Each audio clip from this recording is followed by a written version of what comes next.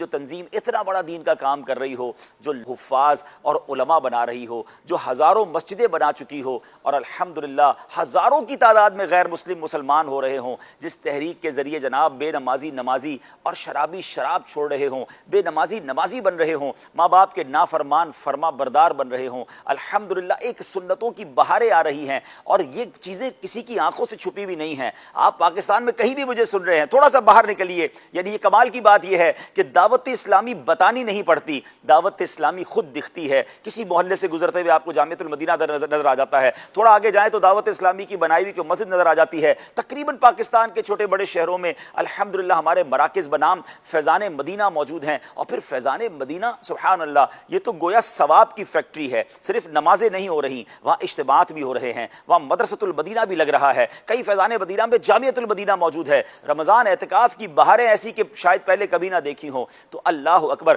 پھر آگے جائیں تو جناب کہیں آپ کو دارالفتہ جگمگاتا نظر آتا ہے، کہیں دعوت اسلامی کا اسکول نظر آ جاتا ہے۔ یعنی دعوت اسلامی کو اور اس کی کارکردگی کو دیکھنے کے لیے کسی گوگل پہ جا کے سرچ نہیں کرنا پڑے گا، ہمیں الحمدللہ ہماری گلیوں میں، ہمارے محلوں میں، ہمارے اطراف میں دعوت اسلامی نظر آ رہی ہے۔ اور جناب اگر آپ کو آپ کے شہر میں کوئی انسٹیٹیوٹ نظر نہیں آتا تو ذرا ٹی وی کھول کر دیکھیے تو مدنی چینل گھر کے اندر آ کر بہاریں لٹا رہا ہے، موبائل اٹھائیں تو سوشل میڈیا کے ذریعے دعوت اسلامی اپنی بہاریں پہنچا رہی ہے۔ تو one of the amazing organisation, اور اتنا بڑا دینی کام۔ آپ ایک چھوٹا سا گھر چلاتے ہیں، ایک آفس چلاتے ہیں، ایک کارخانہ چلاتے ہیں، وہ کہتے ہیں پنجابی میں لگ پتا جاتا ہے کہ اخراجات کس کو کہتے ہیں۔ ایک خرچہ کرتے ہیں تو دوسرا پورا نہیں ہو رہا ہوتا، الیکٹرک کا بل الگ ہوتا ہے تو کھانے پینے کا معاملہ الگ ہوتا ہے، یوٹیلیٹی بلز الگ ہوتے ہیں۔ آپ سوچیے کہ اتنی بڑی فیملی ہے جس کے 15,000 کے قریب مدارس اور جامعات ہوں، اور جناب جس کی ہزاروں مسجدیں ہوں۔ آپ صرف کچھ اور کیلکولیٹ نہ کریں تو آپ کو یہ اندازہ ہو جائے گا کہ کتنے ہزار الیکٹرک کے بل جو ہیں وہ دعوت اسلامی پے کر رہی ہوتی ہے، اور روزانہ کتنے ہزار بلکہ میں کہوں کتنے لاکھوں اسلامی بھائی جو ہیں دعوت اسلامی کے دسترخوان سے فیضیاب ہو رہے ہیں۔